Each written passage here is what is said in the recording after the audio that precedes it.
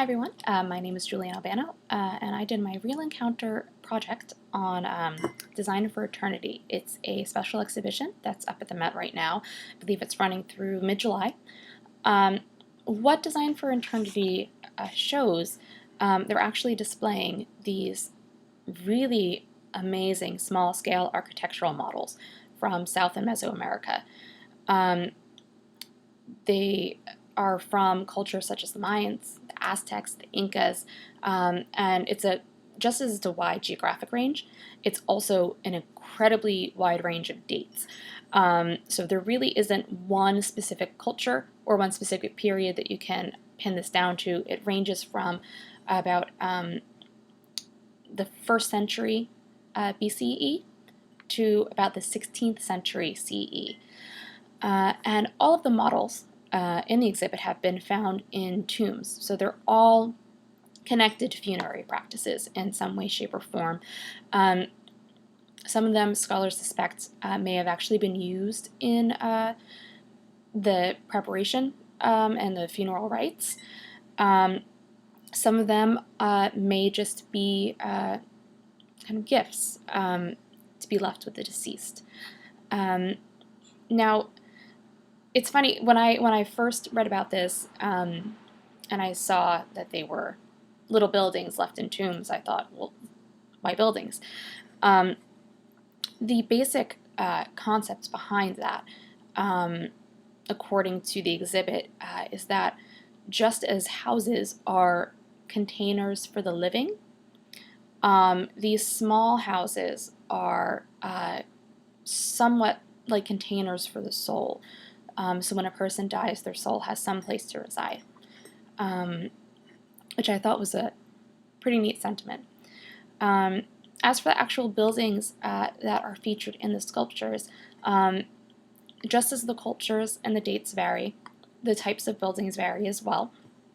You get some quite realistic houses that archaeologists have actually found similarities to actual structures in digs of theirs. There are also completely abstract houses that they haven't found on any excavation. Excuse me.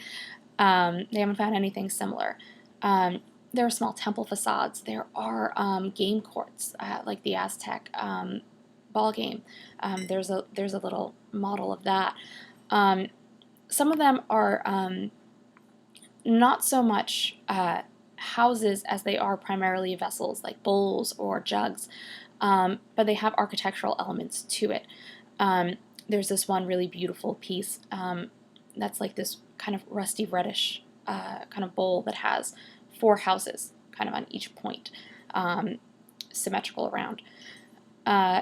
There's also another vessel that acts as a whistle. If you fill it halfway with water and you move it, it warbles. And then the stem mouthpiece, when you blow into it, it has this really wonderful whistling sound, and they actually have a video that demonstrates it, since they don't want you whistling in it yourself. And it shows how the air flows through, and really the thought and the care and the time that was put into this object. Now, that's not to say that there aren't human figures depicted. Some of them are just straight-up buildings. Some of them actually do have human figures incorporated into them, whether it's one, whether it's a couple, whether it's many. And the materials vary too. There are a lot that are carved from stone, various types of stone, varying colors, anywhere from black to like a jade-like green to brown. There are some that are ceramics, others that are mixed media. So incorporating the stone and the ceramic, some textiles even, some wood. And the sizes vary as well, anywhere from about 4.5 feet tall for the largest one, I'm just estimating roughly, to super tiny, like that big. You could fit it in the palm of your hand. You could probably put it like in your little pocket and carry it around as a good luck token. Don't do that, you'll get arrested.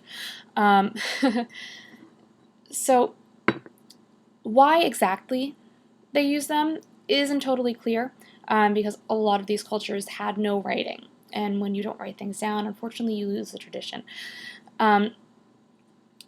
Some people suspect it was to show daily life, and there definitely are scenes that show daily life uh, in the exhibit. As I said before, some people think they could have been used in the actual funeral rites themselves to hold certain liquids that you need to prepare the body. And thankfully, though, the Mayans had a lovely system of hieroglyphics, and they actually engraved things on their architectural structures that they created. And the Mayans actually called these god houses. So they believed that this was a place where, when gods visited the earth, they would sleep or they would rest. They actually called them, I have it here, holy house shrines is a translation for it, or sleeping places for the gods. And one of these sleeping places for the gods is called the house form. It was founded in Honduras. It's from roughly 550 to 900 CE. It was found in what they called an ancestor shrine, and it's big, it's huge and imposing, and they have it on this platform to make it even more so. And there's this stylized skull that's just kind of bearing down on you and looking down at you.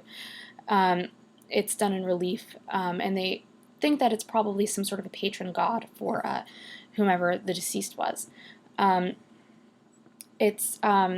It's really actually quite an interesting structure. When I had seen it the first time, my initial reaction was just, oh, okay, it's a stone house. But I realized, looking back on it, that I didn't get too close from it. I had to stand back. It felt like it had its own presence and its own energy that was kind of emanating out of it, where it was standing its ground almost. It's a very solid structure, very geometric, no negative space in it at all. It's just very solid, very much, I'm here, don't come close. It was a very, very interesting one. One of my favorite ones, though, is not the house form, but let's see, the house model, which was found in Mexico, dated from about 100 BCE to possibly about 200 CE.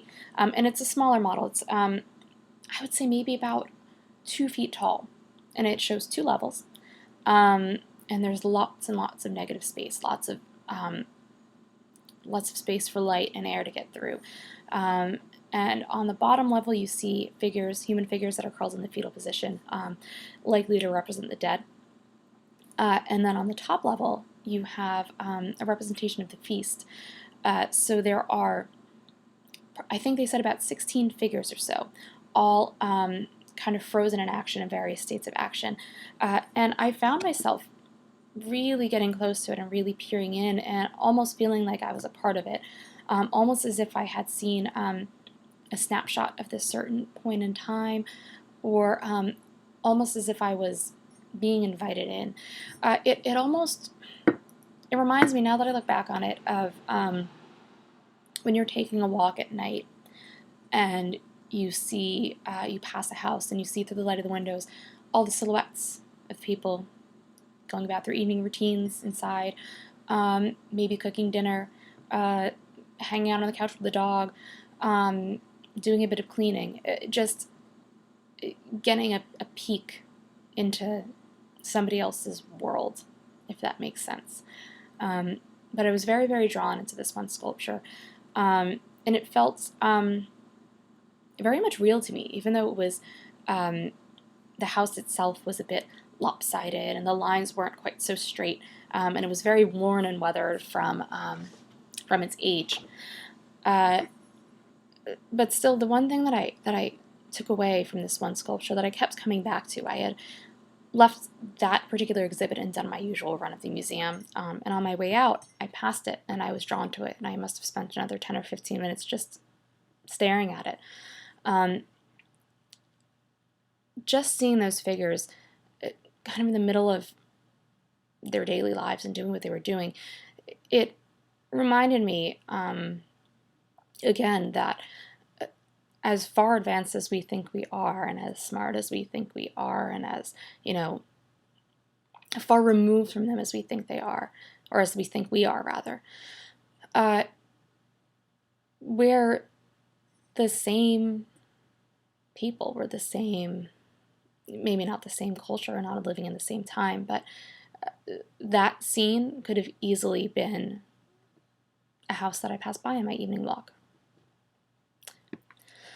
And that made me really think about what we've been studying these past couple of weeks. The last 2 units about what should be in the canon and what should be studied, and should we study art forms and writing that are quote unquote non-traditional or non-classical.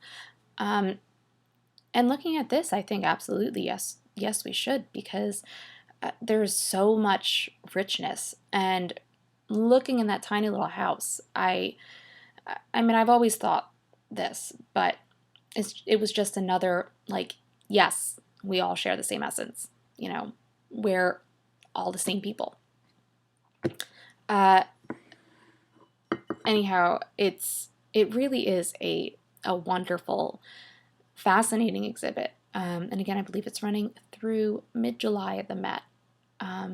So if you can go, definitely go. It's well worth your time. So thank you for watching and listening. I hope your interest was sparked in it. If you want to find out more about it, there's a hashtag Design for Eternity. So go check it out. Good night.